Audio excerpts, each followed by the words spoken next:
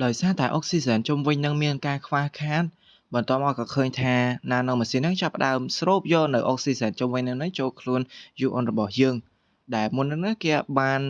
បាត់បង់ស្មារតីទៅហើយតែពេលនេះបន្ទាប់ពីបានអុកស៊ីហ្សែនមកវិញហ្នឹងគេក៏បានដឹងខ្លួនមកវិញទៅចូលមកចាប់ផ្ដើមបាន35%មកវិញយូអនក៏បានសួរទៅកាន់ណាណូសួរថាមិនបានមានអុកស៊ីហ្សែនវិញអញ្ចឹងណាណូហ្នឹងក៏ប្រាប់ថាគេបានស្រូបអុកស៊ីហ្សែនជុំវិញបរិយាកាសហ្នឹងហើយប៉ុន្តែពេលនេះអុកស៊ីហ្សែនជុំវិញហ្នឹងគឺវាមានចំនួនតិចណាស់ពួកគេហ្នឹងត្រូវរត់ចេញពីកន្លែងហ្នឹងឲ្យលឿនអញ្ចឹងទៅតែគណៈពេលហ្នឹងដែរយូអនរបស់យើងហ្នឹងក៏បានកលេចឃើញនៅអាវុធមួយវាមានរូបរាងដូចជាដំបងមិនហ្នឹងទេហើយពណ៌របស់វាគឺពណ៌មាសនៅក្នុងដំបងហ្នឹងក៏មានអក្សរផងដែរ Nano Scan ទៅឃើញថាមាននៅវិជាគុណមួយវិជាគុណហ្នឹងពាក់ព័ន្ធជាមួយនឹងវាជាតកកត្រជាក់រួចមកគេហ្នឹងក៏ចាប់ផ្ដើមស្រូបយកនៅវិជាមួយហ្នឹងចូលក្នុងខ្លួនរបស់គេមួយរំពេចតែម្ដងសម្រាប់យូអុនគេក៏បានដឹងរឿងរ៉ាវដែលបានកើតឡើងនៅវិមានតកកផងដែររឿងនោះគឺថានៅចំនួនមុនរៀងយូរដែរមាននៅម្ចាស់វិមានចំនួនហ្នឹងបានប៉ះជាមួយនឹងអណ្ដើកនាគដោយសារតែអណ្ដើកនាគហ្នឹងវាខ្លាំងពេកក៏ធ្វើឲ្យម្ចាស់វិមានហ្នឹងគាត់មិនអាចទប់បាននាំវាហ្នឹងគឺគាត់លះបង់ខ្លួនឯងនាំវាទៅខាងក្រោមដីមិនកន្លែងណាមួយនោះទេរួចមកហ្នឹងក៏បានបោះបង់ជីវិតគាត់នៅកន្លែងហ្នឹងទៅដោយប្រើវិជាតកកហ្នឹងដើម្បី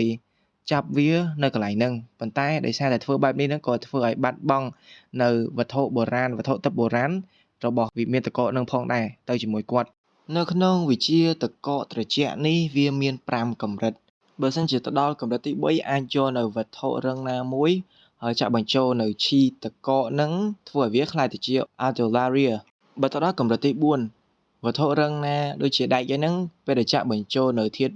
តកកចូលទៅហើយធ្វើឲ្យវានឹងខ្លាយទៅជាដែកតកកចំណែកឯកម្រិតទី5កម្រិតចុងក្រោយគេហ្នឹងអាចធ្វើឲ្យតកកវាមានភាពរឹងដូចជាដែកអញ្ចឹង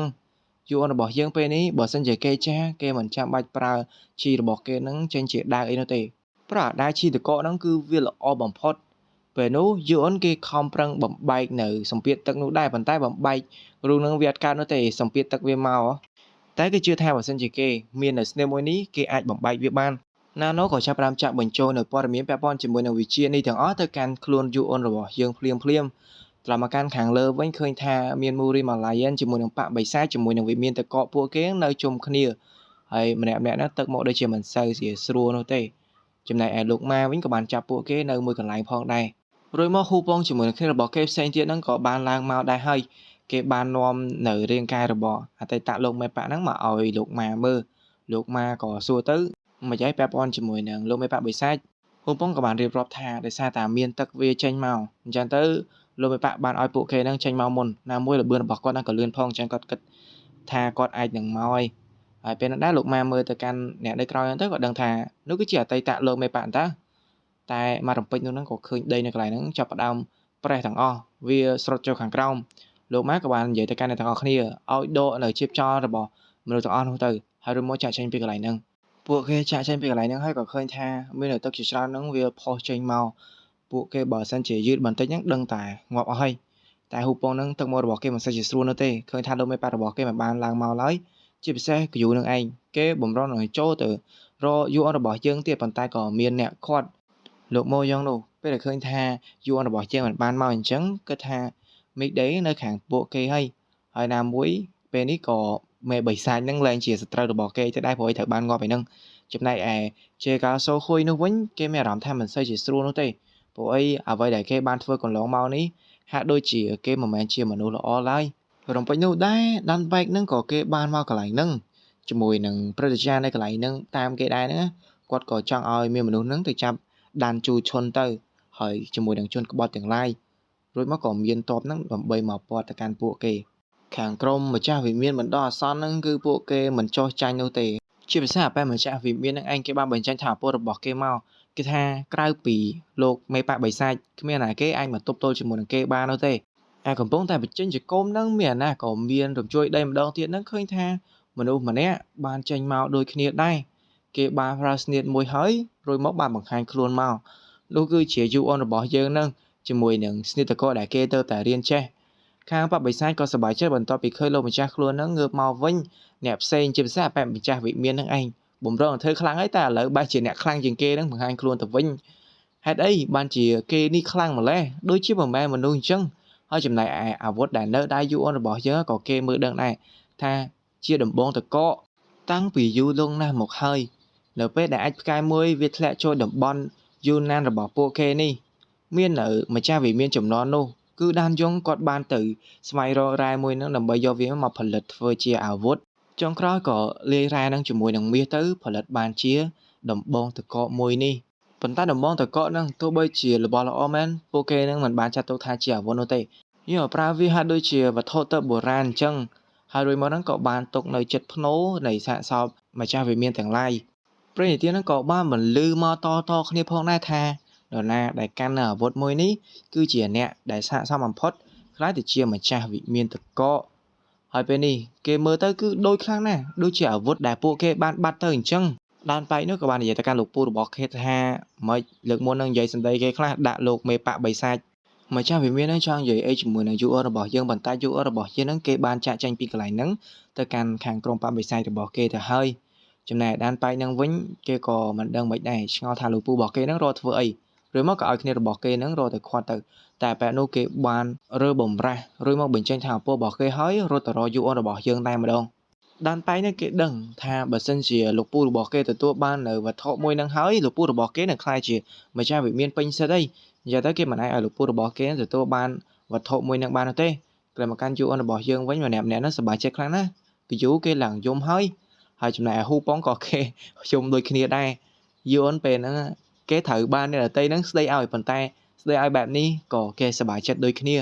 ឬមក UN របស់យើងហ្នឹងក៏បានបង្ហាញនៅដំបងហ្នឹងទៅឲ្យលោកម៉ាមើលលោកម៉ាក៏ដឹងថាជាដំបងអី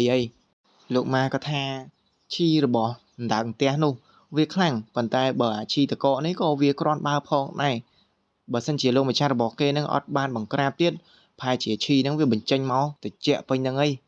យូអនក៏បាននិយាយទៅកាន់អ្នកទាំងអស់គ្នាថានេះគឺជាវត្ថុបុរាណ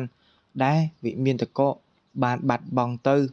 អ្នកទាំងអស់គ្នាមិននឹកស្មានថានេះគឺជាវត្ថុបុរាណដែលពួកគេនឹងបានបាត់បង់ទៅនោះទេហើយក៏ដឹងអំពីប្រវត្តិរបស់វត្ថុនឹងដូចគ្នាដែរគ្នារបស់គេក៏បានសួរទៅកាន់ UN របស់យើងថាយកឲ្យដានបែកមែនប៉ុន្តែ UN ហ្នឹងគេមិនទាន់យកឲ្យនោះទេរួចមកបែបនោះក៏បានមកដល់ UN របស់យើងទៅហើយលោកម៉ាក៏ស្ទុះមកកន្លែងហ្នឹងភ្លាមឲ្យគេឈប់នៅកន្លែងហ្នឹងបើបំណោះទេនឹងមានបញ្ហាហើយសម្រាប់គេនេះទោះបីជាគេមានកម្លាំងឯងរើបំរាស់មែនប៉ុន្តែគេសុកចិត្តលួចចង្គង់ស្នើសុំនិយាយជាមួយនឹង UN របស់យើងលោកម៉ាក៏លេចទៅមើល UN ហើយឃើញថា UN ហ្នឹងដូចជាគេចូលព្រមអី UN ហ្នឹងក៏មកសួរទៅចង់និយាយអីដែរគេអោនក្បាលរបស់គេហ្នឹងអុកនឹងដីនឹងឡើងចេញឈាមតែម្ដងគេថាគេសុំទោសរាល់ទង្វើដែលគេបានធ្វើកន្លងមកគេដឹងថា UN មិនពេញចិត្តនោះទេប៉ុន្តែគេស្នើឲ្យ UN នឹងអត់ទោសឲ្យគេផងហើយការសុំទោសរបស់គេនេះទោះបីជាមិនគ្រប់គ្រាន់មែនប៉ុន្តែរឿងទាំងអស់ផ្សេងទៀតដូចជាស្នូធាតុអណ្ដើកហើយនឹងសាកសពរបស់វាគេនឹងលះបង់ឲ្យ UN របស់យើងបើសិនជាចង់ឲ្យវិមានតករបស់ពួកគេនឹងបិទទ្វារបាក់ពួកគេក៏យកព្រមដែរឬក៏បើសិនជាចង់ឲ្យពួកគេនឹងឈប់តំណែងតំណងជាមួយនឹង Muri Malayan មកតំណែងតំណងជាមួយនឹងបកបិសាចវិញក៏គេយកព្រមដូចគ្នាអ្នករកគ្នាមើលទៅឃើញថាគេនេះដូចលះបង់នៅកិត្តិយសរបស់គេហើយមួយវិញទៀតបើសិនជាគេបិទទ្វារបកហ្នឹងបានន័យថានៅតំបន់ហ្នឹងលែងមានអំណាចវិមានតកដូចគ្នាតែយករបស់ទាំងអស់នេះមកដោះដូរមិនកើតបើសិនជាអ្នកដែលមានព្រៀបពេលនេះគឺជា UN ឯហ្នឹង UN ក៏សួរទៅវិញថាមានអីឥឡូវចង់បានអីគេនោះក៏និយាយថាជាដំបូងហ្នឹងគេស្នើសុំកុំឲ្យទៅលូកលាន់រឿងផ្ទៃក្នុងនៃមានតករបស់គេអីគេស្នើសុំអញ្ចឹងហើយចំណែករឿងទី2នោះសម្រាប់អាវុធមួយនោះឬក៏វត្ថុបុរាណហ្នឹងគេស្នើសុំឲ្យត្រឡប់មកវិញមកប៉ុន្តែដានបែកហ្នឹងគេក៏រត់មកហើយគេប្រាប់ថាកុំឲ្យយកទៅឲ្យគេអី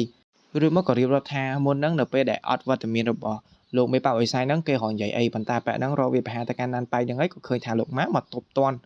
ប៉ាក់ហ្នឹងមិននឹកស្មានថាលោកម៉ាលបឿនរបស់គាត់លឿនដល់ថ្នាក់ហ្នឹងនោះទេគេរត់មកមុនហ្នឹងលោកម៉ានៅតែមកតន់ដដែលលោកម៉ាហ្នឹងក៏អនុញ្ញាតឲ្យគេហ្នឹងបន្តនិយាយទៅគេនិយាយថាមុនហ្នឹងគឺគេមិនបានទុកមុខឲ្យលោកមេប៉ានោះទេគេថាគេមិនខ្លាចនរណាឡើយបើសិនជាលោកមេប៉ាមិននៅទីនេះអាប៉ែហ្នឹងក៏បានឆ្លើយទៅកាន់ UN របស់យើងថាកុំឲ្យជឿទៅកាន់សម្ដីរបស់គេមិនដែលនិយាយចឹងនោះទេនេះគ្រាន់តែជាការបោកប្រាស់ប៉ុណ្ណោះនិយាយតវ៉ាចុះឡើងទៅអាប៉ែនោះក៏និយាយថានេះរឿងផ្ទៃក្នុងនោះទេមិនបានឲ្យអ្នកក្រៅមកនិយាយមកលោកលាន់អញ្ចឹងចំណែកអាដានប៉ៃហ្នឹងក៏និយាយទៅវិញថាយ៉ាងម៉េចក្រែលោកឯងហ្នឹងបាននាំឲ្យកំបិតទាំង6លោកដៃចូលរឿងផ្ទៃក្នុងរបស់ពួកយើងដែរតើបែបនេះទៅឪពុករបស់ខ្ញុំត្រូវបានស្លាប់ឃើញក្មួយនិយាយបែបនេះក៏គេមិនដឹងនិយាយមិនទៀតដែរ rồiមកឃើញគ្នារបស់គេផ្សេងៗហ្នឹងក៏បានមកកន្លែងហ្នឹងដូចគ្នាពួកគេបន្តធ្វើការចែកចែកគ្នារហូតដល់យូអនរបស់យើងគេសួររឿងមួយហើយដានបែកហ្នឹងគេបានប្រាប់ថានរណាដែលមានវត្ថុបុរាណមួយហ្នឹងគេនឹងខ្លាចទៅជាម្ចាស់វិមានតកយូអនពេលនេះក៏គេនិយាយទៅវិញអញ្ចឹងវត្ថុមួយហ្នឹងនៅដៃយើងអីយើងគឺជាម្ចាស់វិមានតកហើយអ្នកទាំងពីរដែលបានឆ្លោះគ្នាចុះឡើងហ្នឹងពេលនេះទឹកមុខស្លេកស្លន់អស់លីងតែម្ដងការបបិសាចវិញពួកគេដឹងថាលោកម្ចាស់របស់ពួកគេមិនដែលនិយាយលេងសើចនោះទេបែបនេះគឺលោកម្ចាស់របស់គេចង់ខ្លាចជាម្ចាស់វិមានតកហើយគ្រាន់តែគម្រោងការដំបូងហ្នឹងគឺចង់មានគ្នាជាមួយនឹងវិមានតកនោះទេតែឥឡូវវាបែរជាអញ្ចឹងមិនមនុស្សទាំងអស់នោះមិនយល់ព្រមហើយទេអីពេលនោះក៏បាននិយាយទៅកាន់យូអនរបស់យើងថាពាក្យសម្ដីដែលយូអននិយាយនេះវាលើសហើយលើសបន្ទាត់ក្រហមហើយវត្ថុបុរាណមួយហ្នឹងគឺជាវត្ថុបុរាណនៃវិមានតករបស់ពួកគេដូច្នេះហើយអ្នកដតីមិនអាចចូលរួមខ្លាចជាម្ចាស់បាននោះទេតើតែអ្នកដែលមានឈាមតកជាម្ចាស់វិមានតកយូអនក៏បន្តនិយាយថាខែងចោះលើកមុននិយាយថានរណាដែលមានវត្ថុបុរាណហ្នឹងខ្លាចជាម្ចាស់វិមានតកអីឥឡូវមិនបានជាកន្លះសម្ដីអញ្ចឹងពេលនោះក៏បានបន្តទៅវិញថាមិនមែនចេះតែនរណាអាចទទួលវាបាននោះទេត្រូវតែមានលក្ខខណ្ឌជាក់លាក់ដើម្បីខ្លាចទៅជាម្ចាស់របស់វាអាវុធមួយហ្នឹងឬក៏វត្ថុមួយហ្នឹងវាជ្រើសរើសម្ចាស់ដោយខ្លួនឯងតទៅពេលហ្នឹងទៅយូរបស់យើងហ្នឹងក៏ចាប់ផ្ដើមបញ្ចេញថាពណ៌របស់វាចេញមកឃើញថាចេញអក្សរមួយចំនួនអ្នកទាំងអស់គ្នាមើលទៅឃើញថាអក្សរទាំងអស់ហ្នឹងក៏វាបានចារទុកមកដែរពាក់ព័ន្ធជាមួយនឹងនរណាដែលទទួលបានវាជាម្ចាស់នឹងខ្លាចជាម្ចាស់វិមានតកពិតជាពិសេសនឹងពាក់ព័ន្ធជាមួយនឹងធម្មពលអាចកំបាំងរបស់វាទៀតផងសម្រាប់ពួកគេមិនសូវជាយកចិត្តទុកដាក់មើលទៅព័ត៌មានទាំងអស់ហ្នឹងទេប៉ុន្តែឥឡូវបែរជាយូអុនគេមើលតែមួយផ្លែតអាចទៅសេមកទៅវិញយូអុនក៏បន្តទៀតថាគាត់ថាខ្ញុំយកវាមកនេះបានដោយស្រួលមែនទេចុះហេតុអីបានជាម្ចាស់វិមានតកមុនមិនអាចរកវាមកបាន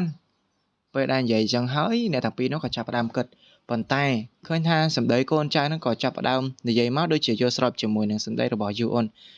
នបានសម្រាប់នៅដើកនៀករន្ទះរួចមកបានជួយជីវិតទៅកាន់ពួកគេហើយបានរកឃើញនៅវត្ថុបុរាណមួយនឹងទៀតដែលវាបាត់បង់យូរមកហើយពេលដែលឃើញកូនចៅរបស់ខ្លួននិយាយសម្ដីបែបនេះគិតថាពួកគេដូចជារៀងចប់ហើយមើលទៅកាន់ពូនឹងក្មួយហើយដូចជាពួកគេនឹងលែងចង់ជាសត្រូវនឹងគ្នាអញ្ចឹងពេលនេះចង់និយាយធ្វើមិនឲ្យស្របគ្នាដើម្បីទទួលបាននិយាយទៅឲ្យតែពីរអ្នកពួកគេនឹងខ្លាចជាម្ចាស់វាគ្រប់គ្រាន់ហើយធ្វើមិនអាចចង់ឲ្យយូអនរបស់យើងនឹងចូលរួមជាមួយនឹងការប្រជែងរបស់ពួកគេទាំងពីរនេះនោះទេពេលនោះក៏បាននិយាយទៅកាន់យូអនរបស់យើងថា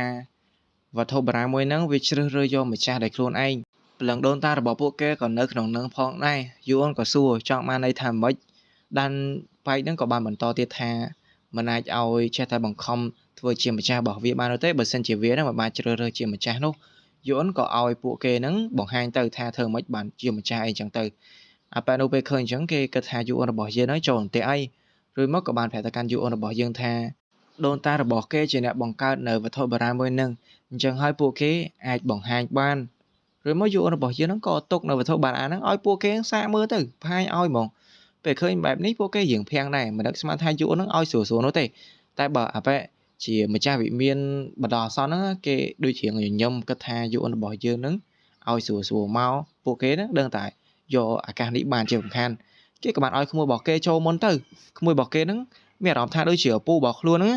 មើលស្រាមមកកាន់គេរួចមកគេក៏អត់ខ្វល់អីទៀតទេចាប់ផ្ដើមមកចាប់ទៅកាន់វាចង់ខ្លាចទៅជាម្ចាស់